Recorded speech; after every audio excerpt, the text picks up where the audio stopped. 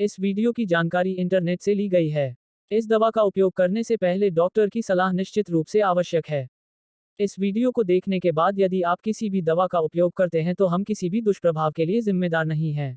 कैंडीफोस 200 capsule को आपके doctor द्वारा बताई गई खुराक और अवधि के अनुसार लिया जाना चाहिए। इसे पूरा निगल लेना चाहिए और भोजन के साथ लिया जा सकता है। सबसे अधिक लाभ प्राप्त करने के लिए इस दवा को समान समय पर लें और इसका उपयोग तब तक जारी रखें जब तक कि आपका नुस्खा समाप्त न हो जाए, भले ही कुछ दिनों के बाद आपके लक्षण गायब हो जाएं।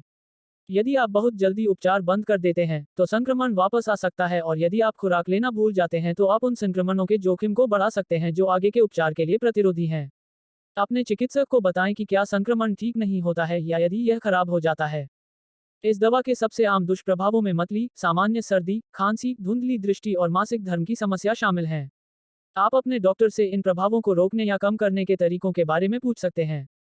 यदि आपको गंभीर त्वचा लाल चकत्ते, झुनझुनी, सांस लेने में कठिनाई, आपके चेहरे, होंठ, जीभ या गले में सूजन जैसी एलर्जी की प्रतिक्रिया के संकेत हैं, तो आपातकालीन चिकित्सा सहायता प्राप्त करें।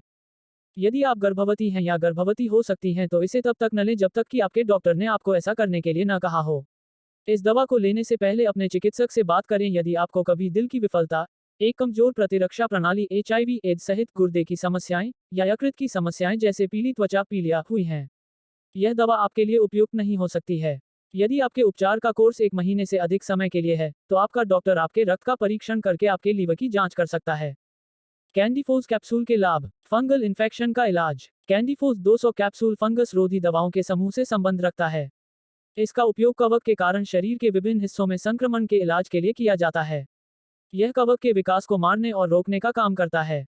यह संक्रमण के कारण होने वाले विभिन्न लक्षणों से राहत प्रदान करता है और उपचार प्रक्रिया को गति देता है।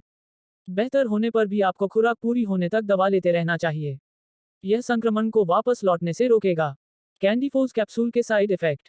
अधिकांश दुष्प्रभावों को किसी भी चिकित्सा ध्यान देने की आवश्यकता नहीं होती है और गायब हो जाते हैं क्योंकि आपका शरीर दवा में समायोजित हो जाता है। अपने चिकित्सक से परामर्श करें यदि वे बने रहते हैं या यदि आप उनके बारे में चिंतित हैं।